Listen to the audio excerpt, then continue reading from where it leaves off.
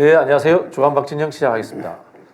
주간 박진영은 서울의 소리와 민주진영 박진영, 시사의 품격, 그리고 남태호 TV까지도 공동 송출되고 있습니다.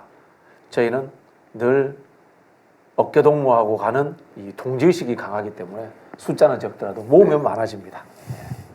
여러분들 이해해 주실 것을 부탁을 드리겠습니다. 함께 할수록 더 세진다, 강해진다. 그렇죠. 만나면 좋은 친구.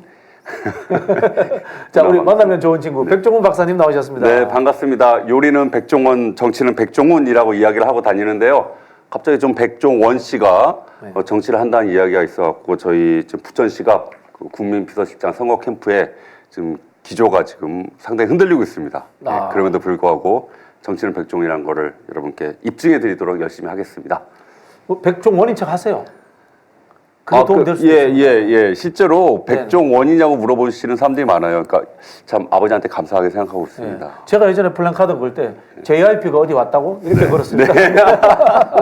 네. 자, 오늘은 또 저희가 손님을 한 분 모셨습니다. 제가 좋아하는 선배님이시고 그리고 또 이 정말 한국의 민주화 과정에서 다양한 경험을 가지신 분입니다. 소개를 하자면은 이재명 대표하고도 좀 특수관계시고, 그다음에 용산과 아주 관계가 깊으신 분입니다. 그렇죠. 예. 이현철 우리 광주 을인가요? 갑입니다. 광주갑, 경기도 광주입니다. 경기도 광주갑 예비 후보님 나오셨습니다. 예, 경기도 광주갑의 이현철입니다. 인사드리겠습니다. 네. 그 말씀하시니까 제가 저희 참모들한테 박진영 TV에 나간다 그랬더니 JYP인 줄 알고 연예인 프로에 나가냐고 뭐 저기 노래 한번 준비하셨습니까? 놀래서 물어보더라고요. 그래서 그 아니다. 설명하는 되게 애썼습니다, 제가. 노래 좀 하시잖아요. 노래 못합니다. 백 박사님은 노래 좀 하세요? 랩을 잘합니다. 랩을 잘한다. 네. 랩. 수우파. 예. 거기까지는 제가 못 따라가고요. 네. 예전에 이제 저희는 뭐 솔리드 천생연분 이런 거. 솔리드 천생연분 우리 세대 이야기인데. 난 농민가밖에 몰라가지고. 농민가 나왔습니다. 예, 여러분. 자, 좀 많이 입장하시기 전까지 우리가 오늘 모신 손님에 대해서 좀 탐구하는 시간을 가져보도록 하겠습니다. 원래 저희가 이제 당세 취약 지역에 출마하시는 분들을 인터뷰를 떼서 이렇게 띄워주는데 오늘은 직접 오시겠다고 해서 모셨는데요. 자, 첫 번째. 박진영이 이재명하고 더 친하다. 이현철이 이재명하고 더 친하다. 존칭 생략해서 죄송합니다, 여러분. 그거를 저는 2007년도에 예. 그 당시에 제가 당의 사무총장실에서 상근하는 사무당직자였잖아요. 민주당 당직자였습니다. 네. 노조위원장도 했었습니다. 노조위원장도 했습니다. 맞습니다. 예. 3기 4기인가 기억도 안 나는데. 맞습니다. 예. 그때 이재명 당시 이제 그 국회의원 선거를 앞두시고 저처럼 이제 출마 한번 하시겠다고 민주당 상금 부대변인이었습니다. 이재명 대표가 열심히 왔다 갔다 하셨죠. 그때 제가 사무총장실에서 오실 때마다 안내해드리고 인사드리고 보셨던 적이 있습니다. 그때 사무총장이 누구였죠? 이미경 총장이셨죠.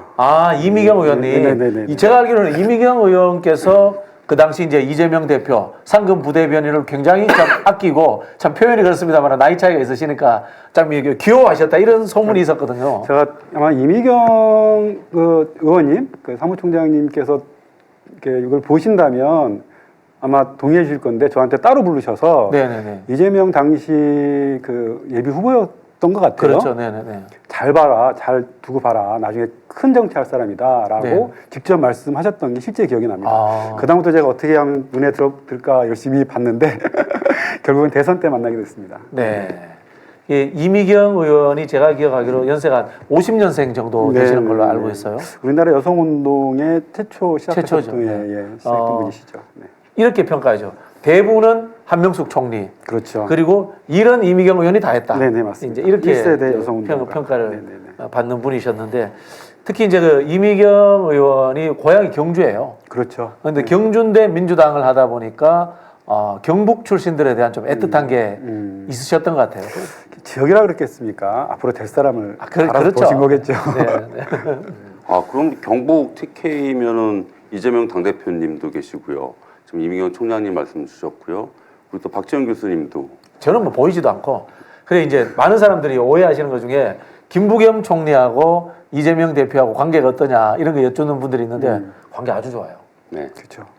그리고 더 관계 좋은 사람 유시민 장관. 유시민 장관하고 이재명 대표님하고 제가 알기로 굉장히 편안한 사이인 걸로 알고 있습니다.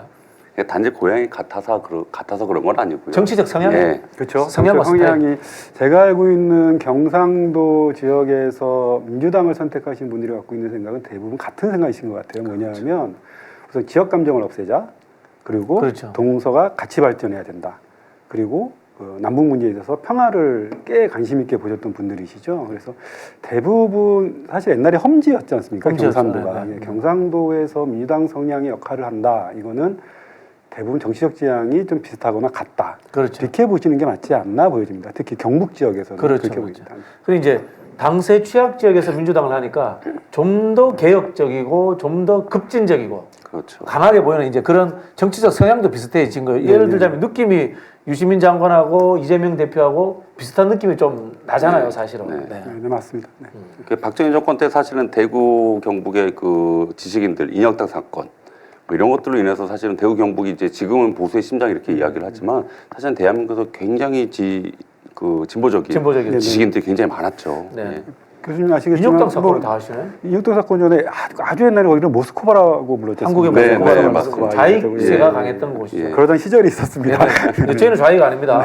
저희는 저희 뭐 중도 리버럴입니다. 네, 시민- 그 제 선배 중에 아버님이 이제 인혁당 사건으로 선고받고 바로 다음날 사형 집행됐어요. 근데 더 웃기는 거는 그분이 그 2달 전에 박정희로부터 장관 제의를 받았어. 경북대 교수였는데 장관 제의를 받고 장관 제의를 거절하고 한두 달 만에 간첩 혐의를 덮어씌워서 이분을 사형을 시킨 거예요. 야만의 시절이 있었던 거죠. 그렇죠. 야만의 시절. 예. 그런 부분이 었던 거죠. 우리 이현철 선배님 또 제가 개인적인 그 소개를 좀 말씀드리면 우리 지난 대선 때 제 옆자리는 이제 여러분 잘 아시는 정희찬 정희찬. 선배, 예, 바로 제 옆자리. 그리고 제 이번에 앞자리는 이현철 선배님. 이렇게 해서 사실은 예, 그때 얼마나 고생하셨는지 제가 산 증인이기도 합니다. 저희가 이제 여러분들 자꾸 뭐 연고 이야기한다 이러실 수 있는데 그거는 분명합니다. 저희는 본선이 아닌 초창기 이재명 캠프 찐 멤버들입니다. 조직 총괄하셨습니다. 맞습니다. 전국적으로. 네네네. 네. 당시에 이제 경선 캠프에 조직 상황 실장을 했죠. 김용 선배와 같이 뭐 여러분도 계시는데 지금 네네. 뭐 어려운 처지에 있지만 초기부터 전국 조직을 만드는 데 있어서 상황실장을 했었습니다. 그래서 뭐 대선 때까지. 네. 그리고 나중에는 이재명 당대표 선거 때 조직특보를 네네네. 맡아서 전국을 좀 돌아다녔었죠. 한 2년을 고생한 것 같습니다. 2년을 고생했다. 네. 실업자로, 자원봉사자로. 제가 그때 캠프 들어갔잖아요. 네. 들어가는 첫날 사고 쳐가지고 아무 일도 안 했잖아. 개별이 잘리고 그래.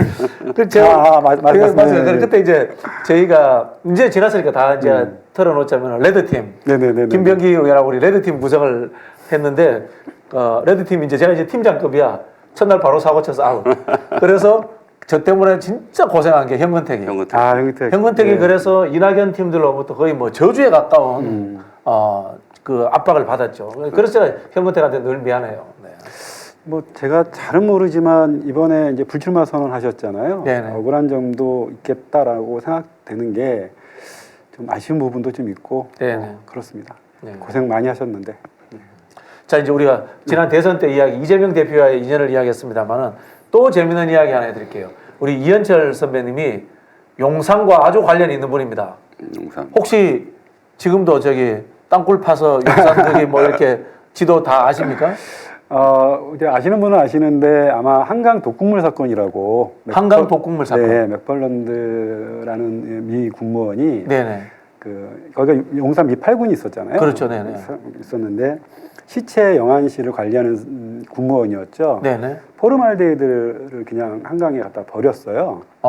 그래서 그게 저희 녹색연합 쪽으로 들어와서 제가 당시에 녹색연합에서 미군기지와 관련된 환경조사를 전담으로 하고 있었고 전국의 미군기지에 대한 조사를 하고 있었던 시절이라 네네. 제보가 들어와서 조사해서 밝혔죠. 그 당시에 미8군 사령관이 막 공개 사과했었을 겁니다. 미군이 한강에 독극물을 무단 방류했다. 그렇죠. 예. 그 영화로도 나온 거 아니에요? 그게 아마 봉준호 감독의 괴물일 괴물. 겁니다. 이게 그 영화군요. 예, 그렇죠. 그 사건을 모티브로 해서 네네. 봉준호 감독의 괴물이 송강호. 저기 우리 이현철 선배님 얼굴이 나오네요. 저기. 예. 아닙니다. 제가 저렇게 생기지 않았고요. 박해일 씨 옆에 있는 별이 목소리가. 참고로 그 당시에 이제 그 독극물 그 정확히 표현하면은 포름알데히드죠. 포름알데히드의 흐름을 추적하기 위해서 제가 용산구청에 가서 이제 하수관 거를 다 찾아보려고 지도를 요청을 드렸었어요. 오래된 일이긴 한데 그 당시에 제 기억에 용산구청에서의 대답은 없다. 그 이유가 굉장히 오랫동안 용산은 외국 군대가 주둔했던 지역입니다. 그러니까 조선시대 때는 청나라가 주둔했고요. 그렇죠, 맞아요. 그 이후에는 이제 일제강점기에는 일본인들이 네. 주둔했었고 그 후에 이제 미군이 들어왔다 보니까 우리나라의 그 기본적으로 깔려야 될 뭐 하수관거라든가 상하수도 관계된 기본 지도를 갖고 있지 못했습니다. 그래서 아니 영안실에서 그 독극물 그 당시에는 독극물로 분류돼 있었기 때문에 표현하겠습니다. 그 당시 표현대로 독극물을 버렸는데 어느 하수구로 나오는지를 몰랐던 거죠. 그것까지 마지막에 채취해서 분석하려고 했었는데 그러지 못했던 기억이 납니다. 여전히 용산은 동토인 것 같아요. 얼린 땅인 것 같은데 아마 이건 다 아시겠지만 그 윤석열 대통령이 뭐 대통령이라고 하기도 좀 그러긴 하지만 용산으로 이전하면서 첫 번째 했던 게 아마 뭐 어린이 뭐 공원을 만들겠다고 했지 않습니까? 근데 공식 명칭이 어린이 공원이 아니라 아마 어린이 그 정원일 겁니다. 왜 정원으로 표현하고 있는지 아세요? 어린이가 놀 수 없는 곳인가요? 정확히 말하면 공원으로 명칭을 넣으려면 법령에 따라서 공원법에 저촉이 돼서 토양 오염에 대한 기준치를 채워야 됩니다. 그러니까 어린이 공원으로 딱 명칭을 다는 순간 환경부에서는 그 토양 오염을 다 조사해야 돼요. 그래서 어린이들이 놀아도 괜찮은지에 대해서 공개를 해야 됩니다. 근데 뭐 저는 정확히 이제 오래된 일이기 때문에 정확히 잘 모르겠지만 지금 그 땅 토양 오염 분석해 보면 아마 공원으로서의 가치는 없을 거예요. 그러니까 공원이라는 단어를 못 쓰고 사실은 이제 전문 용어로 이렇게 어떻게 표현해야 됩니까? 좀 이렇게 속이는 거죠. 그래서 정원이라는 단어를 쓰기 시작한 겁니다. 제가 보기엔 그렇습니다. 그래서 그럼 실제로 거기에 어린이들이 가서 놀아서는 안 되는 곳이네요. 환경에 대한 안정성이 보장이 안 된 곳이네요. 안정이 보장됐으면 공원이라는 단어를 붙이지 않았겠습니까? 근데 실제로 저는 작년에 끔찍한 장면을 본 게 어린이날 때요. 윤석열 그 부부가 어린이들 초청하잖아요. 티셔츠 이쁜 거 입고 아이들이 뛰어놀잖아요. 사실은 이제 부대가 있었던 곳은 토양 오염 정화 사업을 해야 되고요. 거기 한 측정치를 보고 이제 안전하다고 했을 때 공원이라는 명칭을 사용할 수가 있는 건데 아이들이 거기서 뛰놀고 있어요. 거기에 말씀하신 그 독성 물질들이 나올 수가 있는데 끔찍하더라고요. 제일 위험한 게 사실은 제가 처음에 말씀드렸을 때는 이제 포름알데히드를 말씀드렸는데 사실은 기름의 오염이에요. 기름 오염. 그다음 PCB라는 게 있습니다. 그 전기에 전달을 할 때 그 과부하를 막기 위해서 만드는 그 액체인데 이건 아예 분해가 안 돼요. 당시 이제 또 군대 갔다 오셨으니까 아시겠지만 그런 장비들을 무조건 이제 바닥에 깔아놓지 않습니까? 관리가 잘 안 됐을 경우에 유출 사고가 되게 많죠. 아마 시청하시는 분들 기억하시겠지만 녹사평역 그게 이제 미팔군 옆에 지금 용산기지 옆에 있던 지하철역인데 제가 당시 조사했을 때만 하더라도 녹사평역 공사할 때 기름이 유출이 됐었어요. 기름이 많이 나와서 지하로 기름이 흘러들어가 있었네요. 그렇죠. 미군기지에서 흘러들어가. 그렇죠. 다른 원인이 없었기 때문에 저희들은 미군기지의 것이라고 추정했고 요구했고 당시 아마 제 기억에는 미군도 그 부분에 대해서는 반대를 못했었을 겁니다. 제가 2000년, 2002년에 기억이 나는데 그 당시에 뭐 녹색연합과 여러 시민단체들이 힘을 모아서 소파 개정 운동을 했었지 않습니까? 그 중에 그런 성과로 나왔던 게 소파 안에 환경 보건 의무 조항이 생긴 겁니다. 그 전까지 없었어요. 소파는 한미 행정협정이라 그래서 주둔군 지휘협정. 주둔군 지휘협정. 미군이 주둔했을 때 지휘에 관한 협정입니다. 그 주둔군 지휘협정의 과거에는 환경이 오염됐다 하더라도 그 책임이 미군한테 지지 않았었습니다. 근데 그 당시에 여러 시민단체 그리고 또 저도 그 한가운데 분명히 있었고요. 그 노력에 의해서 소파 개정 운동이 벌어졌고 그 당시에 김대중 대통령 시절이었죠. 환경부가 좀 더 나서서 주둔군 지휘협정 소파에 환경 보건이라고 하는 책임 의무 조항이 생기게 됐습니다. 그랬는데 그게 지금 벌써 20년 지난 일 아닙니까? 근데 윤석열 대통령이 당연히 미군이 복원해서 우리한테 반납해야 될 용산기지를 뭐 급한 일이라고 거기다가 대통령 궁 짓고 들어갔지 않습니까? 그러니까 복원도 안 한 땅에 들어가는 거예요. 토양이 안 좋으니까 그 정치가 참 제대로 될 리가 없죠. 참. 이제. 그래서 그런 건가요? 저기 생각을 못했네요. 하늘의 구멍을 보고 계시는 그분께서 그 풍수지도 능하시다는데 네. 또 내부적으로 땅 밑은 못 본 거지. 땅 속을 못 본 그럴 거지. 수 있습니다. 네, 네. 자, 우리 안타깝습니다. 짧게 이야기를 했는데요. 네, 네. 그 본인 경력을 옛날 얘기하다 한번, 보니까. 옛날 경력 한번 이야기해 주시죠. 청춘을 어떻게 보냈는지. 저는 평범하게 지냈습니다. 녹색연합이라는 시민단체에서 환경운동을 했었고요. 네. 노무현 대통령을 만나서 노무현 대통령 선대위 환경위원회 부위원장을 하면서 정치권에 인연이 됐습니다. 그 이후에 이제 우리 가족들도 같이 열린우리당 만들고 열린우리당 저희 그리고 어려운 일을 다 겪고 멤버들입니다. 네. 네. 그리고 나서 당직자 생활하다가 저희가 2007년도에 대선에서 지게 됐습니다. 근데 저 개인적으로 노무현 대통령을 사랑하는 사람 입장에서 국민에 대한 저희가 애정이 없는 것도 아니고 국가 발전 비전이 없는 것도 아니고 그렇다고 역사에 대한 믿음이 없었던 것도 아닌데 우리는 국민들로부터 선택받지 못했었습니다. 그 당시에 많은 논의가 있었지 않습니까, 교수님? 우리는 왜 졌을까? 그 당시에 원인이 여러 가지 있었겠지만 일부 그룹, 저와 같은 생각을 했던 분들은 우리가 그 지방을 소홀히 한 부분이 있다. 우리 지역으로 다시 돌아가자. 라는 그런 움직임이 실제 있었고요. 그렇죠. 그해 2008년부터 2010년 사이에 당직자들이 많이 사표를 내고 지역으로 내려가서 지방의원부터 시작하거나 지역 활동을 많이 하게 됩니다. 저도 이제 그 중에 한 명이었고요. 그래서 2010년도에 중앙당 국장직을 사표 내고 경기도 광주 결혼하고 산 지역이었고 아이들을 키운 지역인데 그때는 험지였었습니다. 그렇죠. 예, 그때 농촌 지역이었죠. 예, 농촌 지역이었고 민주당 이름으로 국회의원을 아마 한 번도 못 낸 지역이었을 거예요. 그리고 단체장도 민주당 소속 단체장님 계셨는데 동네 표현으로는 민주당 그 당시에 그 새누리당이 아니라 광주당이라고 아시죠? 지역당. 예, 지역에 이제 그 튼튼하게 지역을 사랑하시는 분들끼리 어느 당인지 관계없이 되는 그런 시절이었었습니다. 거기에서 시의원을 시작으로 8년 동안 시의원했었고요. 2010년도에. 네네네네. 2010년 우리가 지방선거를 이기잖아요. 이기게 그때부터 됐죠. 민주당이 네. 이제 터전이 네. 닦인 거죠. 그럼 제가 선배인데요. 그러신가요? 저도 사실은 2010년도에 출마를 준비해서 갔어요. 누구 밑에 가냐면 이화영, 화영 형 밑에 이제 가서 갔는데 제대로 뭐가 안 되는 거야. 저는 떼기 운이 좋아서 그 당시에 많이들 실패하셨는데 네. 저는 그 지역의 정치인으로서 이제 실무자나 그 시민으로서가 아니라 시민으로 살고 있었으니까요. 네. 지역 정치인으로서 8년 동안 봉사할 수 있는 기회를 얻게 됐죠. 되게 감사한 일이죠. 그러니까 제가 2006년도에 저는 출마해서 됐거든요. 네, 100표 차이로. 선배님이십니다. 네. 축하드립니다. 지금 부처에 있는 시의원들 다 제 후배님들입니다.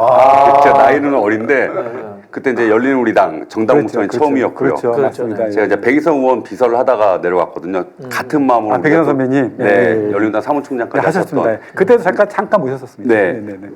그 이제 떡 뿌리로 올라가면 다 이렇게 연관들이 있어서 우리가 또 지역으로 내려가서 좀 해보자 뭐 이런 기조들이 있어가지고 저도 그때 내려갔는데 100표 차로 신승을 했습니다. 그때 저도 6명이었어요, 20대가. 자, 그게 이제 우리가 이제 10년, 15년 전 이야기입니다. 네, 맞습니다. 지금 현재로 돌아가 보겠습니다. 자, 출마를 하셨으면 이게 사실 국회의원이 동네 일하는 건 아니잖아요. 그러면은 거대한 국책 사업이라든가 지역의 전반적인 정치 풍토 또는 뭐 이 산업 구조 그다음에 미래지향적인 어디 큰 발전 계획 이런 게 있어야 된단 말이에요. 지금 경기 동부죠? 네, 경기 동부입니다. 여기 뭐 어떤 계획이 있으세요? 그 경기 동부 하시니까 여러 선생님들이 죄송한데 경기 동부 연합 남동부 남동부. 그 제가 살고 있는 광주는 김건희 고속도로 기억하시죠? 송파에서 시작해서 하남을 지나서 저희 광주를 통과해서 양평으로 가게 되어져 있습니다. 그런 가운데 있는 도시인데 기본적으로 상수원 보호 지역이고요. 상수원 보호 지역. 예, 동북권 하면 경기 동북권 하면은 성남을 비롯해서 광주, 그다음에 그 양평, 여주, 이천, 하남 이 정도는 이제 경기 동부로 보는 거죠. 근데 이게 보시는 분들 아시겠지만 경기 동부의 성남과 광주를 제외하고 다 민주당이 험지입니다. 험지죠. 네네네. 과거에는 광주도 험지였는데 성남이 이제 커지면서 또 성남이 지켜주면서 광주가 여기서 생겼고 광주가 이제 이제 두 분의 그 민주당 국회의원이 나오면서 2천 여주까지 여유가 생겼어요. 네. 이번에 어려운 지역이겠지만 광주에서 민주당이 얼마나 선방하느냐가 결국은 2천 여주까지 민주당의 그 전선을 확산시키는데 역할을 하게 될 것이다. 그러려면 경기 동부권에 가장 모순이 집적되어져 있는 강주를 좀 연구할 필요가 좀 있습니다. 네. 아시지만 두 가지가 핵심인데요. 하나는 상수원 보호 지역. 상수원 보호 예. 지역이다. 이 결국은 이제 지역은 재산권 행사라든가 피해봤다 예. 이런 뜻이잖아요. 네. 그러면서도 또 재산권 피해도 있지만 네네. 2천만 명의 수도권이 먹는 물을 공급하는 그렇죠. 또 전진기지이기도 합니다. 예. 그러니까 이 수도권 2천만 명이 먹는 물을 보호하기 위해서 지역 주민들의 희생을 요구하고 있는데 그렇다고 지역 주민들의 희생하니 2천만 명의 먹는 물을 오염시키자 그럴 수는 없지 않습니까? 그렇죠. 네. 그래서 두 양쪽이 상생할 수 있는 방법을 찾아야 된다고 보는 거죠. 네. 그런 측면에서 지금 윤석열 정부가 굉장히 후퇴시키고 있는 물관리 정책, 물관리 일원화 정책에 있어서 지금 원래는 문재인 정부 때부터 물관리 일원화시키고 환경부 중심으로 물 치수와 물의 안정성을 두 가지를 좀 관리하고 있지 않습니까? 그런데 지난번 수해 피해 이후에 이 부분에 대해서 굉장히 화를 내시면서 물관리 정책에 대한 원점적 재검토를 말씀하셨던 것 같아요. 이것은 어떤 의미를 보이냐 하면 지역에서 보면 희생하는 사람도 희생시키는 방식을. 그러면 그 상수원 보호 지역에 있는 사람들은 이원화되면 물을 안전하게 하는 감시하는 환경부와 물을 통제 관리하게 될 다른 부처하고의 합의가 되지 않으면 아무것도 할 수 없는 상태가 되는 거죠. 그나마 환경부로 일원화되고 관리되어지면서 물론 문제점은 있지만 좀 더 지역의 안정적인 지속 가능성, 그 지역 주민들의 헌신에 대한 그 사회적 보상이 있어야 이런 것들이 가능하게 만드는 게 사실 물관리 일원화 정책의 하나라고 보여집니다. 이제 그런 측면에 있어서 정책적 배려가 좀 필요하다. 또 하나가 아마 교수님 부천 수도권 정비법. 수도권 정비법. 이게 이제 수도권의 가미를 방지하기 위해서 수도권을 강제하고 있는 가밀억제 권역지요. 아마 이제 부천이 가밀억제 권역이죠. 저희는 환경 보전 권역입니다. 두 가지 다. 환경을 오염시키는 어떠한 시설도 못 들어옵니다. 그러다 보니 어떤 일이 발생했냐면 난개발이 돼버렸어요. 그러니까 계획적인 도시 개발을 못 하다 보니까 빌라들이 엄청 들어오게 돼서 원래 그 도시 계획을 하게 되면 신도시를 만들면 준비부터 완성 단계까지 한 7, 8년 걸립니다. 부천도 옛날에 중동 신도시 만들 때 그 정도 걸렸지 않습니까? 그리고 만드는 인구가 5만 가구, 5만 명이 사는 신도시 이렇게 나오지 않습니까? 지금도. 근데 강주는 10년 만에 20만이 들었어요. 난개발이네. 난개발이죠. 그러니까 막 빌라들이 들어오고 공간만 있으면 빌라 짓고 거기에 이제 도로도 없고 상하수도 잘 안 돼 있고 안전망도 없고. 그 지구 단위 선정 개혁 이런 게 제대로 안 되는 모양이네. 그 여러 가지 제도적 문제도 있지만 지역 정치인들의 문제도 있습니다. 이게 일정하게 규모 있게 개발해 들어보면 권한이 이제 중앙으로 넘어가니까 그걸 쪼개서 개발을 내는 거예요. 그러다 보면 광역도시 교통계획 이런 걸 짜야 되지 않습니까? 일정 이상 대광이 그런 걸 회피하기 위해서 소규모로 붙여서 이렇게 조각 개발하게 되는 이른바 거죠. 지역 토업자들과 지역 정치인들의 유착에 의해서 난개발이 됐다. 기억하실 겁니다. 강주의 시장님 과거에 시장과 국회의원 다 감옥에 갔던 시절이 있습니다. 한참 개발 바닥을 깔 때. 물론 지금 한 15년 동안에는 특별한 일이 없었죠. 한 20년 돼가는데 그러한 기본이 깔려있는 어려움들이 있습니다. 이것의 가장 핵심 문제는 국가 균형 발전이라는 측면에서 수도권에 대한 그 수도권 정비법이라고 하는 걸로 틀어주다 보니까 틈이 생겨버린 거죠. 수도권 외곽이 피해보는 거죠. 그렇죠. 그래서 이 부분과 관련돼서는 수도권 정비법 자체가 뭐 불필요하다 이런 표현은 정확히 아닙니다만 현장에서 발생하는 문제점, 현장에서 지역 주민한테 피해를 주는 그러한 문제점들을 좀 해결해야 된다. 예를 들면은 수도권 안에서만이라도 특정하게 뭐 과밀억제 보호구역, 환경보전지역, 뭐 선언관리지역 이렇게 규정하지 말고 이거를 커터지로 할 수도 있을 것 같아요. 그렇죠. 광주에도 사람이 삽니다. 지금 40만인데 인구 7만에서 10만 사이 때 만들어진 규제를 가지고 40만을 지탱하라. 이건 좀 문제가 있지 않습니까? 그렇죠. 이게 우리 이제 단순히 정책으로 해야 이게 철학적인 문제예요. 헌법적인 철학의 문제, 국토의 평등의 문제거든요.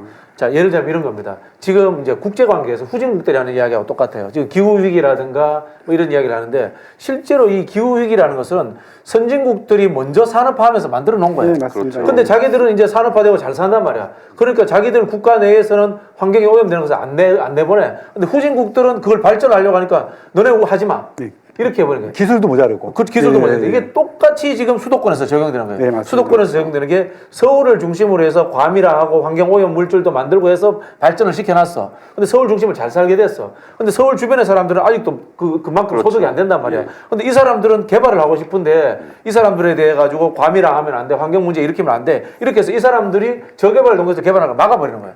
이거는 사실 평등의 문제. 그렇죠. 그럼 이걸 어떻게 했어야 되느냐 하는 문제는 결국은 그 이제까지 피해본 것에 대한 보상이라든가 또는 그 국가 단위에서의 어떤 그렇죠. 제대로 된 계획을 통해서 해결하라 이렇게 가야 된다는 거죠. 정확하게 이제 보상이라는 단어는 좀 안 맞는 것 같고요. 보상은 아니고. 예, 네, 그러니까 표현을 이렇게 바꿨으면 좋겠습니다. 그러니까 사회적 헌신에 대한 사회적 헌신에 대한 사회적 그 보상. 사회적 보상을 해야 네네네. 이게 접경지도 똑같아요. 맞습니다. 접경지도 접경지 똑같고. 똑같죠. 네. 그- 북한이래 저기 그- 그 휴전선 쪽에. 휴전선 쪽도 똑같고. 네. 거기는 지금 난리지 않습니까? 그렇죠. 군대 그러니까 군인 숫자가 주니까 군대를 철수해 버리면 도시 자체가 사라져 버려요. 예. 지역 심각하죠. 경제가 그냥 무너지는 상황들이 네네. 벌어지고 제가 이제 있죠. 국가균형발전위원회에서 일을 했잖아요. 네네, 그러니까. 프랑스는 가면은 국토의 평등위원회더라고.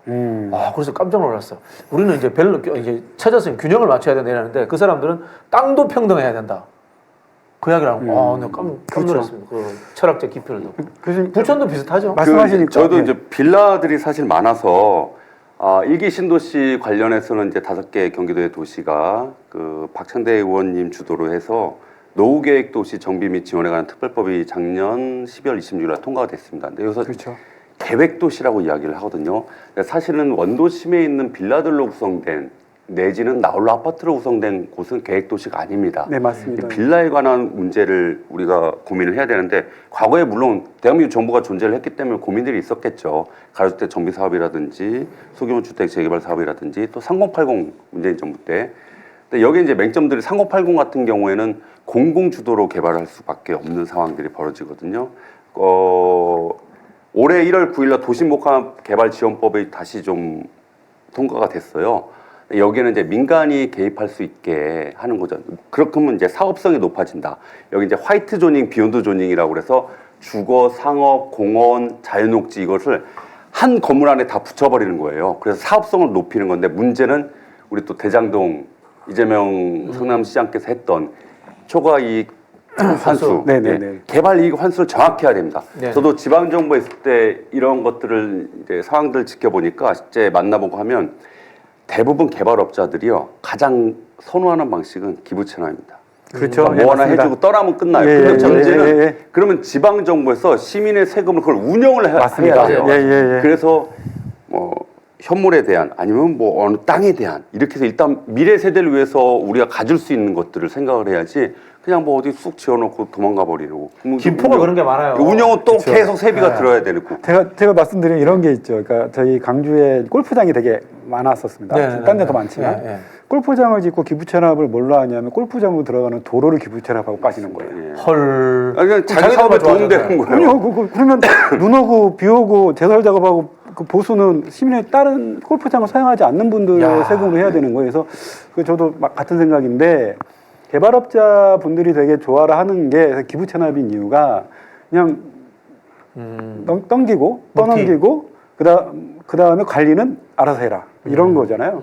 그런 측면에서 좀 제도적 그 보완 장치를 연구해봐야 된다 이런 생각을 좀 그리고 이제 요즘 또 제가 하나 말씀드리면 이제 재정 사업이라는 게 이제 시의 예산, 이제 공공 정부의 예산으로 하는 게 재정 사업이라고 하는데 이번에 그 저 스타필드에 네, 스타필드요. 예. 두 곳에 지금 뭐 별마루 도서관인가 뭐 이렇게 해가지고 굉장히 지금 인기를 끌고 있어요 SNS에. 부천시만 해도 이제 도서관이 굉장히 좋잖아요. 도서관 지으면 예, 좋죠. 커팅도 해야 되고 지역 정치인들이 뭔가 이제 성과물로 보이고. 저도 하고 싶어요. 네. 근데 문제는 뭐 재정 자립도 재정 네. 제도 이런 이야기가 많잖아요. 그래서 좀 네네. 긴축 재정을 하고 있고 좀 말도 안 되는 상황들이 벌어지고 있는데 그럼 이제 보통교부사, 특별교부사, 특별조정금 뭐 네네네. 지금 이제 예산이 좀 다 세입 자체가 줄어드는 상황에서 그럼 재정 사업으로 밀어붙일 수 있는 한계들이 있다. 네네. 그러면 이제 기업에 이런 거잖아요. 예전에 CSR 해가지고 기업의 사회적 공헌도 네, 그렇죠, 그렇죠. 예, 이들이 또 이렇게 함으로 해서 주가에 대해서도 올라가는 것, 또 이제 기업의 윤리 경영, 뭐 이렇게까지 ESG까지 요즘 많은 관심을 받고 있기 때문에 기업도 굉장히 유리한 환경이 조성이 되거든요. CSR 또 제가 주장하는 CCR, 기업의 사회적 공헌도 있고 기업의 문화적 공헌, 이것도 매세납니다. 예, 기업들이 문화 기업을 후원함으로 인해서 또 세금에 대한 감면을 받을 수 있기 때문에. 우리 공무원들이 자꾸 이제 세입이 줄어드니까 우리 사업을 못해. 우리 주민 여러분 이런 말씀 많이 듣잖아요. 예산이 없어서 못한다고 지역 정치인들한테. 다른 방법 충분히 있습니다. 본인만 깨끗하면요. 본인만 캐비넷에 안 걸려 있으면요. 따로 술 먹고 밥 얻어 먹고 안 하면요. 그게 다 주권자에게 돌아갑니다. 그것도 네. 맞는 말씀이신데 국가가 세금을 부자들한테 감세하고 있지 않습니까? 그렇죠. 부자 감세이라는 게 예, 진짜죠. 그 부자들한테 감세를 해주면 그 국가를 운영하기 위해서 돈이 없으면 결국은 서민들의 호주머니를 그렇죠, 칠 수밖에 그렇죠. 없잖아요. 네. 소위 말하는 그 원천징수라는 이름으로 네. 또는 뭐 여기 부가가치세 이 두 가지 방식으로 세금을 뜯어가게 되는데 이게 나란가? 뭐 싶은 생각이 좀 있어요.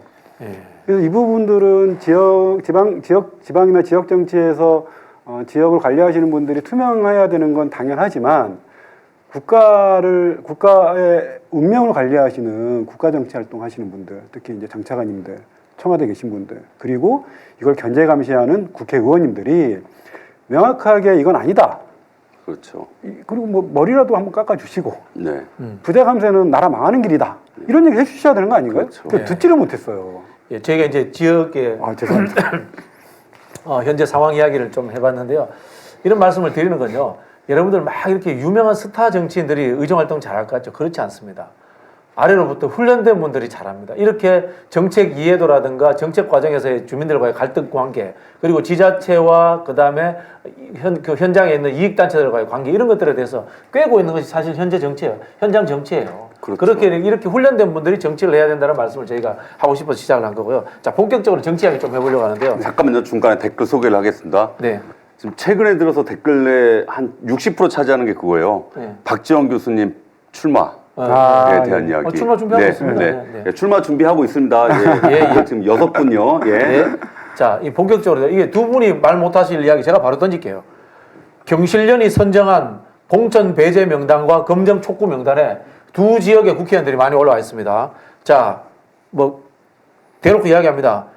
더불어민주당 김경엽 의원님 성실한 의정활동 의심, 투기성 상장주식 과다 보유로 이렇게 올라와 있고요. 그 다음에 서영석 의원이라면 이분도 부천분이에요?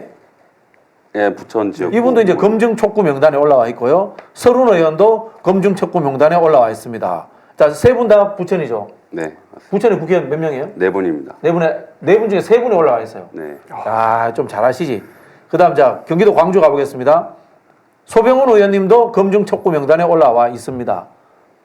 그분은 출마 안 하잖아요. 저 이름 뭐야? 임종성 의원. 불출마 선언하셨죠. 아니, 저기 소병훈 의원은 왜 검증 촉구 명단에 올라와 있나요? 뭐 제가 경실련이라 제가 자료가 없어서. 네. 잘 모르겠습니다. 자, 그러면 서른 의원, 서영석 의원, 김경엽 의원은 왜 이렇게 시민단체에서 지적을 했나요? 이제 정확히 말씀드리면은 34분의 의원에 대해서 경실련에서 제가 알기로는 이제 국민의힘 민주당 당사에서 기자회견도 어제 하신 걸로 알고 있는데 어제 했었습니다. 예, 이게 지금 카테고리가 2개입니다. 검증을 촉구한다라는 네네. 72명이 있고요. 좀 약한 거네. 예, 공천 배제 명단 네. 경실련에서 주장하는 그게 34명이고요. 네. 그 34명에는 하나의 카테고리가 성실한 의정활동 의심, 투기성 상장 주식 과다 보유, 네네. 이해 충돌의 의혹이 있다라고 하는데 여기에 이제 3분의 국회의원이 걸려 있어요. 국민의힘 2, 그 나머지 한 분이 이제 민주당 의원인데 이제 제와 지금 경쟁하고 있는 부천시 강의 이제 현역 의원이 거기 들어가 있는 거죠. 그리고 검증 촉구 명단은 72명인데 아니, 자, 일단 그 김경엽 의원은 뭔지 알겠어요. 제목이 뽑혀져 있는데 검증 촉구 의원들 명단은 왜 검증 촉구예요, 여기는? 무슨 검증 촉구야? 서른 의원하고 서영석 의원. 이제 경실련 내부 자료라서 사실은 저는 이제 뭐 제가 지금 구체적인 내용들은 저도 페이퍼는 보고는 있는데 거기 이제 일반적으로 제가 말씀드릴게요. 재산 과다 증식. 예. 아, 그런 내용이 많구나. 예, 그런 내용들이 좀 있어서 우리 이제 검증위 민주당 있잖아요. 네네. 그 검증위에서 통과된 사람들 내지는 통과 그 스테이가 걸린 사람들 중에 요 부분들에 대해서는 좀 문제가 있으니 검증을 다시 해야 된다라고 이야기를 하는데 그거는 지금 당이나 국민의힘의 민주당에 경실련에서 개별적으로 다 보고를 다 이야기를 한 걸로 제가 알고 있습니다. 이 개별적 의원들에 대해서. 예. 더 확인해라. 예. 자, 서른 의원하고 소병훈 의원하고 친하죠? 그 민평년 예, 뭐 예. 친하시죠? 네. 말씀 굉장히 편하시네. 자, 이제 저- 사실 우리가 이제 정치하면서 이런 이야기 하는 게 굉장히 부담스럽긴 한데 지역에서 이렇게 다녀보시면은 오랫동안 하신 분들에 대해서 또 그만해라 뭐 이런 이야기 좀 있잖아요. 그런 분위기들 있습니까? 부천에는? 잘하든 못하든 12년 하면요 네. 이제 그만해라 말이 나옵니다. 솔직히 말씀드리면. 그렇죠. 네. 네. 피로감도 있죠. 그래서 저는 그 얼마 전에 기자회견 할 때도 제 입으로 얘기를 했어요. 우리 혁신안에서 계속 주장을 했는데 안 됐는데 삼선 초과, 네네네. 동일 지역구 금지. 제가 이렇게 이야기를 했어요. 서른 의원은 그래도 유명하잖아요. 왜 유명해졌는지는 뭐 여러분들이 잘 아시겠지만. 그 서른 의원이 그 지금 5선이시거든요. 예. 근데 5선이요? 부천에서 3번 하신 겁니다. 정확히 말씀드리면. 대수한 오선이죠. 예. 부천에서 3번 하셨고 네. 김경현 의원님도 3번 부천에서 하신 거고. 노동운동 하셨죠. 네, 네, 네. 우리가 지금 5, 4, 3 이렇게 다섯 의원님들이 계시는데 이 두 분이 부천에서는 3번 12년 하셨다. 그럼 잘하든 못하든 피로감이 있다. 이런 말씀. 소병훈 의원은 지금 재선인가요? 네네, 재선이시죠. 근데 소병훈 의원이라는 분은 잘 모르겠어. 솔직히 말씀드려가지고. 저는 압니다. 비판이라도 해보고 싶은데 알아야 비판을 하지. 예. 그리고 이제 생각해 보니까 국민들과 당원 지지자들이 모르는 것도 문제인 것 같아요. 뭘 특별히 아무 일도 하지 않으니까 모르지 않나 이런 생각도 사실 좀 듭니다. 뭐 이렇게 꼭 어느 특정 그 정치인을 얘기하는 건 아니고요. 그 정치 활동이라는 게 네네. 뭐 우리 교수님 잘 아시지만 예. 시민하고 소통하면서 그 직업으로서의 윤리 네, 보면 네, 그 네. 정치라 하면 네네네. 그 선의를 위해서 그렇죠. 뭐지 악마하고도 손을 잡는 것이다 이런 표현이 있는데 적어도 정치 활동의 핵심은 시민들한테 효능감을 주는 거 아닐까요? 효능감이 있어요. 그러면 우리 지지자분들이 효능감을 느낀다는 얘기는 우리를 지지하지 않는 분들한테는 적대감이 생길 수밖에 없는 거고 네네. 그러면 욕을 얻어먹을 수밖에 없는 거죠. 그러니까 정치는 기본적으로 저는 욕 얻어먹는 거라 생각하거든요. 욕도 먹어도 된다. 예, 욕 먹어야죠. 욕 먹어야 된다. 욕 먹을 자신 없으면 하지 말아야죠. 아니 그럼 그런 거 서른 의원 아니에요? 정치 엄청 잘하는 건데. 근데 그런 욕 말고 그런 욕 말고 근데. 이제 서른 의원님 제가 이제 뭐 지역구 아니니까 네. 뜻을 말씀드리면 2008년도에 아마 공천을 못 받으셨을 서른 거예요. 의원이? 예, 네. 그 당시 총선 네. 때 당사를 점거하고 단신 노송 들어가셨었어요. 서른 의원이? 네네. 제가 그때 총무부에서 예. 당사 관리 업무와 인사 뭐 총지 업무를 맡고 있었는데 제가 저녁 때마다 가서 인사를 드렸었어요. 예. 아마 그 공천 배제 논의의 핵심이 그거였던 것 같습니다. 북한의 그 송금 사건인가?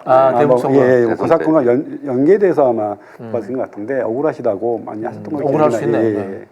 네, 그리고 나서 지금에 와서 생각하면 그 명예회복 하셨지 않습니까? 예. 그리고 이제 국민을 위해서 충실하게 그 봉사하셨고 이젠 더 미래를 위해서 미래 세대와 같이 가는 방식으로 또 헌신할 때가 되지 않았을까 애둘러 말씀드립니다. 그 소병원 의원님, 재선 의원님 같은 경우에는 되게 이렇습니다. 그 지역 벙커를 구축을 해요. 벙커요? 국회의원이. 예. 밖에서 보이지 않는. 네, 그리고 네. 딱 지방 의원들이 거기 이제 자리를 잡고 있죠. 네. 그래서 거기서 해놓은 것들, 그것도 지하철에서 다 하잖아요. 성주네, 어디 성주. 쌈지공을 하나 만들면은 네. 소병훈이 했습니다. 이건 뭐 그냥 예를 드는 겁니다. 소병훈 의원님 죄송합니다. 이제 보통 이런 경우에는 왜냐하면 국민들이 몰라요. 8년 국회의원 했으면은 알아야 되잖아요. 그렇죠. 벙커를 구축해놓고 그 안에서 이제 쌈지공을 만들고 저기 인도 개보수 작업하면은 현수막에 걸죠. 그거 다 지방 의원이 하는 누구 예산 확보 7억 뭐 이렇게 보통 이런 부리고 가고요. 체포동의안 가결됐을 때요. 네. 제가 반드시 경고를 하는데요. 체포동의안 가결한 날 여러분 그 제가 제보 받습니다. 그 지역 국회의원들이 활짝 웃는 모습으로 현수막 걸려 있는 그런 지역구의 국회의원들 제보 받습니다. 이게요 여의도란 섬에 갇히고 자기 지역구에는 벙커 구축하고 전혀 그냥 자기의 당선, 재선, 삼선을 위해서 그렇게 국회의원 하는 겁니다. 주권자의 목소리는 하나도 듣지도 않고요. 그런 분들을 여러분 반드시 이번에는 심판하셔야 됩니다. 야, 상호 이거 포격해 주시네요. 제가 이제 이 말씀도 좀 드리고 싶어요. 그러니까 우리 이제 지방의원 출신이잖아요. 보통 이제 지방의원 같은 경우는 현역 국회의원님들이 이제 공천권을 많이 좌지우지하시죠. 그러면 그럼 요거는 무슨 얘기냐면 지방 정치의 결과에 대한 책임지셔야 된다. 이제 그렇죠. 국회의원들이 그렇죠. 본인이 공천에 관여 안 한다면야 그건 뭐 개인의 정치 활동이니까 양해가 되겠으나 다 관여하시잖아요. 그렇죠. 네. 뭐 하다못해 시장 경선에도 다 관여하시고 그렇죠. 뭐 이렇게 내놓고 하시든 뭐 안 내놓고 하시든 강주 같은 경우는 민주당 출신의 시의원이 제가 이제 6대 5로 이겼었는데 국민의힘이랑 합작을 하셔가지고 자기가 의장 한 번 하겠다고 지역 의원으로부터 2번이나 공천받은 사람이 넘어가 버렸어요? 넘어갔죠. 넘어만 갔습니까? 뭐 그쪽 당 저기 국회의원 후보로 나오신 분들 지지선언하고 선거운동을 시작을 했어요. 네. 공천에 책임을 져야 된다. 아니 그럼 당연히 정치라고 하는 게 뭐 국회의원이라고 하면 나란 일을 잘해야 된다. 이거 당연히 동의합니다. 국가 비전을 세워야 되고 아주 영광스럽고 명예로운 일이죠. 더불어서 지역위원장이지 않습니까? 지역위원장 역할은 딱 2가지예요. 당원과 소통하고 지역에서 미래를 이끌 일꾼들을 키워내고 그걸 통해서 국민과 소통하는 거지 않겠습니까? 그 문제 생겼으면 그분에 대해서는 사실은 뭐 우리 지역구를 떠나서 어느 지역이든지 간에 전국의 모든 지역구에서 책임져야 된다고 봅니다. 맞습니다. 지역 정치를 책임져야 된다. 그 말씀입니다. 특히나 뭐 우리뿐만이 아니라 뭐 전라도 광주, 광역시에서도 사건들이 되게 많았지 않습니까? 그렇죠. 공천 장사 뭐 이렇게 얘기하잖아요. 특히 호남 지역, 또 이게 뭐 국민의당은 영남 지역에서 책임지셔야죠. 네. 제가 만약에 경기도당 위원장이 된다면은 현역 국회의원들의 공천 개입을 완벽하게 차단하겠습니다. 불가능한 거 아시면서 이거 어떻게 하겠습니까? 완벽하게 차단할 자신이 있습니다. 그 이제 평가 기준 들어가는 거 좋을 것 같아요. 선배님 말씀처럼 그 지역위원장이 공천에 이제 개입을 하잖아요, 사실은. 예, 하시죠. 뭐 시의원이든 도의원이든 뭐 저 군의원이든 그 사람들의 의정 평가나 내지는 우리 부천도 보면은 뭐 중도에 사퇴하신 분이 있거든요. 거기 대해서 현역 국회의원에 대해서도 평가 기준에 들어가야 될 것 같아요. 당연하죠. 들어갈 거예요, 아마. 그 개입했으면 책임을 져야죠. 아니, 근데 우리가 정확하게 말씀드리면 개입을 안 했다 하시더라도 현역 국회의원들이 배제한 사람이 지역에서 정치하기는 어렵습니다. 그렇죠. 그건 맞죠. 그러니까 본인이 뭐 반대하는 사람은 못 들어가요. 그렇죠. 좋아라는 사람을 못 세울 수는 있지만 그래서 그 부분은 좀 명확히 해야 된다. 이번에 정당개혁 과제 중에 이번 총선에 저는 좀 화두 중에 하나가 지역을 책임지는 국가의 운명이나 국가 일을 하는 명예로운 일과 더불어서 지역위원장으로서의 역할을 얼마나 잘했는가, 얼마나 잘할 수 있는가, 또 지역위원장으로서의 비전이 있는가. 그 중에는 2가지를 꼭 넣었으면 좋겠어요. 하나는 당원과 소통하면서 지역의 일꾼들을 교육하고 훈련할 준비가 되어져 있는가. 자기 식구 생기는 거 말고 아시지 않습니까? 그렇죠, 운전기사 하던 사람 그냥 공천 줘가지고 다 아시죠. 뭐 실력은 모르겠지만 이건 분명히 점검해야 된다고 보고요. 2번째로는 꼭 점검했으면 하는 게 지역위원장으로서 지역위원회를 통해서 국민과 얼마나 소통하고 있는지, 지역 주민들하고. 저희가 이번 대선도 사실은 진 이유가 여러 가지 이유가 있겠으나 저희가 조직으로 보면 질 수가 없지 않습니까? 그렇죠. 지방의원 숫자라든가. 그렇죠. 국회의원 180명. 국회의원 숫자라든가. 지방의원 뭐 절대 다수인데 졌잖아요. 왜 진 건가요? 국민들의 신뢰를 왜 못 얻은 거죠? 조직적으로 우세한데 그 조직이 국민과 소통 안 한 거 아닙니까? 맞습니다. 그 원인이 어떻든지 간에 뭐 예를 들면 뭐 죄송합니다 다 아시는 얘기지만 뭐 이재명 리스크도 뭐 말씀하신 분도 있고 민주당의 문동도 얘기하신 분들도 있고 486 뭐 586의 이렇게 그것도 논의하신 분들도 있지만 되게 다양한 형태의 원인이 있겠지만 제가 보는 관점에서는 특히 당직자였고 조직적 관점에서는 조직 활동했던 사람 입장에서는 기본적으로 조직이 국민과 소통하지 않았다. 그건 핵심적이다. 네. 그래서 지역위원 이번에 이제 국회의원 후보 되시면 당선되시면 자동 지역위원장이시고요. 또 이번에 나오신 분들은 다 지역위원회 관심 있는 분들이시잖아요. 네.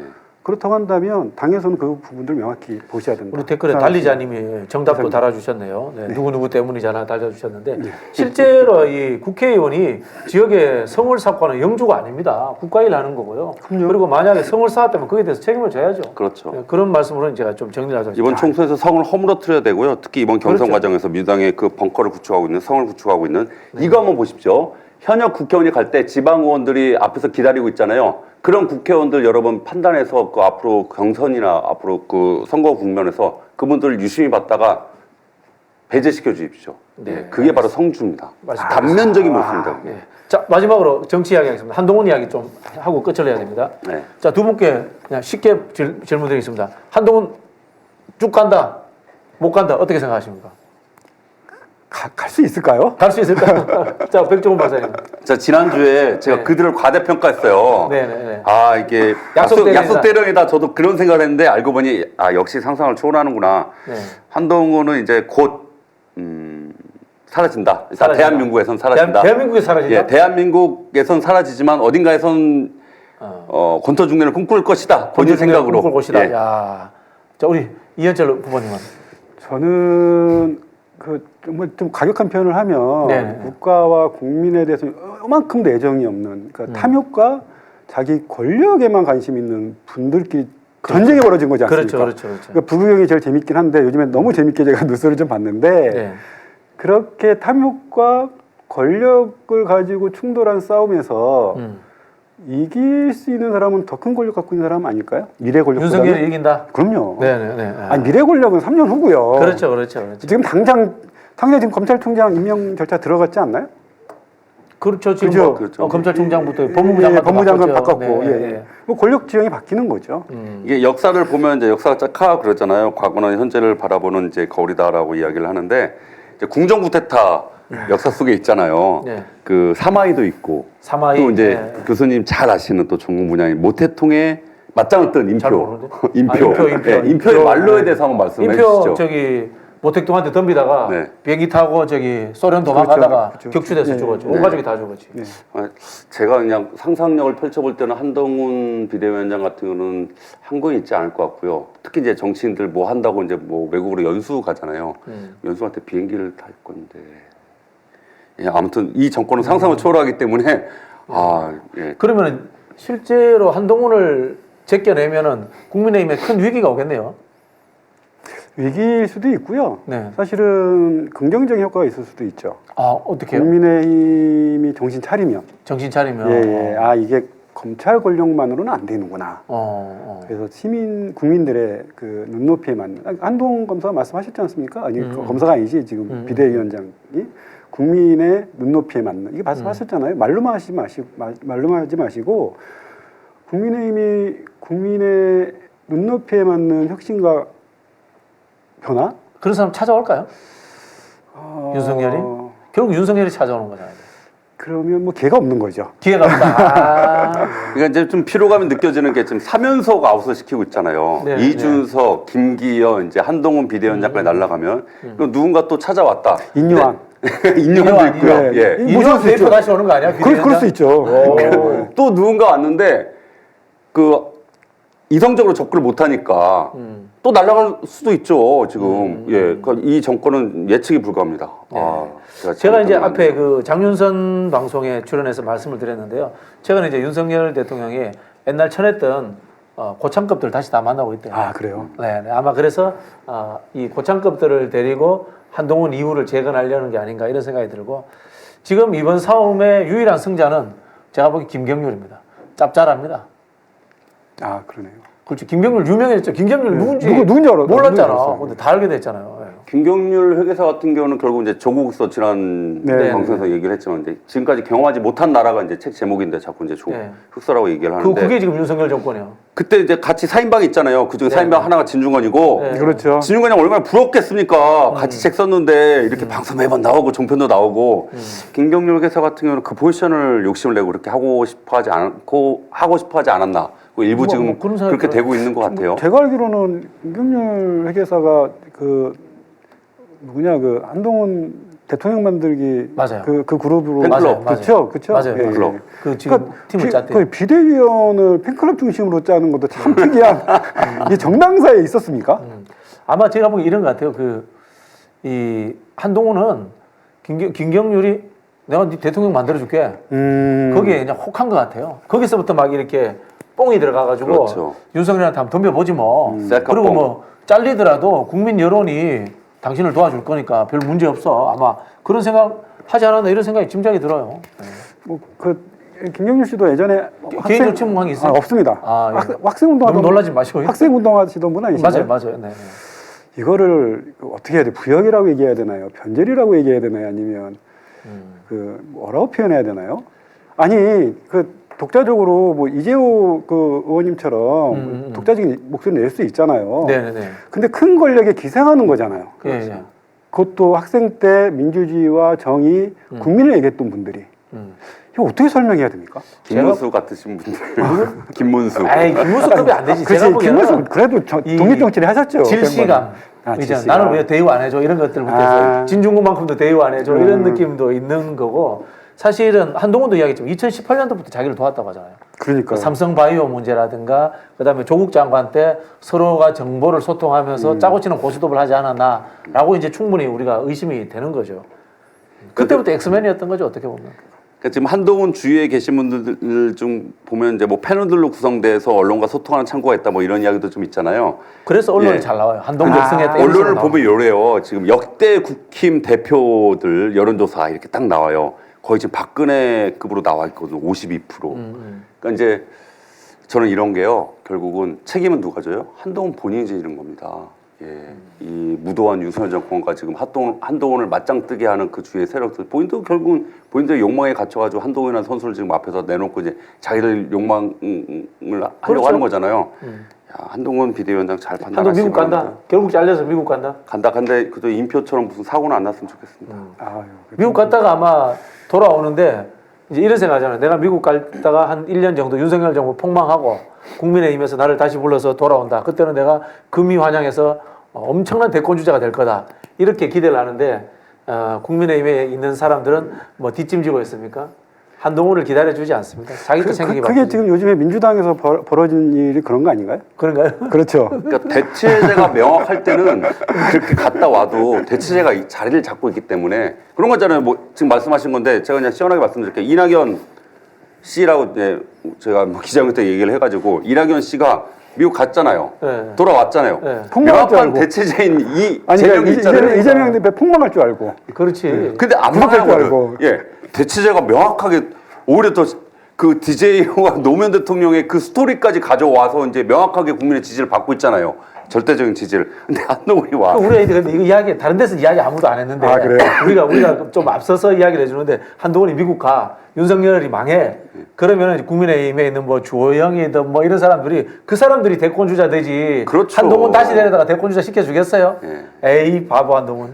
근데 그거 될 수도 있어요. 그래요? 국민의힘이 하는 거 보면 아니 윤석열 검사 데려다가 대통령 후보 만들었잖아요. 거기 네. 워낙 원래는 보수가 되게 뿌리도 깊고 가치 지향적이지 않습니까? 예. 공동 뭐 국가 공동체주의 뭐 이런 공동체주의 이런 기본 가치를 갖고 움직이는 건데 지금 국민의힘 하시는 움직이는 거 보면 그런 가치 중심이 아니라 그냥 오로지 승리, 권력 쟁취. 만 꿈꾸고 있는 것 같아요. 그러니까 이재명 당대표가 깨고 싶은 게 그런 거 아닙니까? 기득권, 그렇죠. 보수 언론, 보수 자본 이런 그 권력 자본, 거대 자본. 이들은 누군가를 숙주로 삼고 싶어해요. 자기들을 보호하려고 하는. 역시 근데 박사님. 이재명 당대표가 깨잖아요. 그러니까 결국 어떻게 해요? 이재명을 펜으로도 죽이려고 그러고 칼로도 죽이려고 뭐 이렇게 지금 나오잖아요. 이분들은 다 보는 겁니다. 윤석열을 숙주로 삼아서 하려고 그러는데 좀 이상해. 그러면 이제 한동훈을 숙주로 삼아. 가치가 있을까 돼서 이제 지금은 뭐 이런 언론 플레이를 하는 것 같은데 아마 어디 다녀오시면은 또 다른 대체제가 많기 때문에 그쪽에서는 그분들은 다른 게 없어요. 도덕성, 정치성, 정체성 뭐 국민의 그게 아니라 자기들을 보호할 수 있는 권력의 가능성. 그렇죠. 지금까지 자기들이 해왔던 입제 이후에 위험한 방송이네. 막 숙주 나오고. 입제 이후에 대한민국 아직도 변하지 못한 그 반미특위부터 사실은 그때 깨졌어야 되는데 그렇죠. 예. 맞습니다. 예. 이자들이 계속 지금 대한민국에 기생하고 있는데 어떤 숙주를 찾는 거죠. 예. 알겠습니다. 저희가 한동훈 이야기 좀 재밌게 한번 해봤습니다. 이걸로 이제 한동훈에 대한 미래는 저희 대충 전망이 되는 것 같고요. 자, 나머지 두 분 이제 인사하시고 이제 정리하시죠. 네. 박 박사님부터 네. 네. 제가 먼저 하겠습니다. 제 요리는 백종원, 정치는 백종훈입니다. 뭐 입에 착착 붙어. 365일 24시간 벼슬이 아니라 주권자의 비서로서 국민 비서실장으로 새로운 정치 해보려고 합니다. 백종원 씨 그 정치 안 하셨으면 좋겠습니다. 제가 지금 요리는 백종원, 정치는 백종원 하는데 갑자기 정치는 백종원, 정치는 백종훈 이게 좀 이상해집니다. 정치하지 마시고요. 지금의 소상공인 살리기 프로젝트 잘 열심히 해주시길 바라겠습니다. 정치인들한테 이용당하지 마십시오. 제가 같은 백가로서 말씀드립니다. 이상입니다. 자, 우리 이현철 위원장님. 네. 새롭게 일을 시작했습니다. 좀 늦게 시작해서 좀 준비되지 않은 얘기일 수 있는데 국민과 소통하면서 국민의 이익을 향해 국민과 더불어 민주당에서 활동하는 그런 정치인이 되고 싶습니다. 다른 건 모르겠지만 정치는 효능감이 있어야 되고요. 효능감은 개인이 하는 게 아니라 정당이 보여주는 거고 그리고 지역에서는 지역위원회가 보여준다고 생각합니다. 정당이, 민주당이 국민들에게 효능감 있는 정당으로 또 지역위원회가 지역 시민들에게 효능감 있는 민주당의 그 지역으로 인정될 수 있는 그런 정치 현장에서 찾아뵙도록 하겠습니다. 감사합니다. 예, 여러분들 오늘 재밌었습니까? 정책 이야기에서 조금 지레하실 수도 있지만 이런 것 좀 이해하시면은 여러 가지 도움이 되고 좋습니다. 정치를 깊이 알게 됩니다. 자, 다음 주에 다시 만나겠습니다. 감사합니다.